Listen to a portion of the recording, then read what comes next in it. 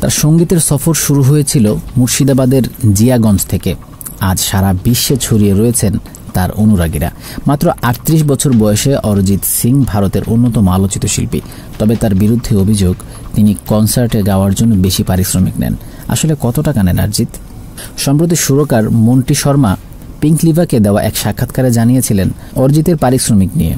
তিনি বলেন, একটা সময় পরে অনেক কিছুরই পরিবর্তন হয়েছে। আগে গোটা একটা গান আমরা 2 লাখ রুপিতে শেষ করতাম। এর মধ্যে গোটা ইনস্ট্রুমেন্ট, 40 জন বেহালাবাদক, আরও অনেক কিছু থাকতো। তারপর ধীরে ধীরে গান প্রতি নিজের জন্য 35,000 রুপি নিতে থাকলাম। এরপরই অরিজিতের প্রসঙ্গ টেনে আনেন তিনি। মন্টি বলেন, অরিজিৎ যখন আসতো তখন টানা 6 ঘন্টা আমার সঙ্গে একটা গান নিয়ে বসতো। এখনও একটি অনুষ্ঠানের জন্য 2 কোটি রুপি নেয়। তাই ওকে নিয়ে অনুষ্ঠান করতে হলে 2 কোটি দিতেই হবে। আগে তো মানুষ বেতারে ও টিভিতে গান শুনতো, কিন্তু এখন তাদের কাছে ইউটিউব আছে। এখন গান শোনার মাধ্যম অনেক বড়, তাই অর্থের পরিমাণও এখন বেড়েছে। তাই এখন যদি 15-20 লাখ টাকা দিয়ে একটা গান করি, তাহলে 90% স্বত্ব কিনে নেয় অডিও সংস্থা।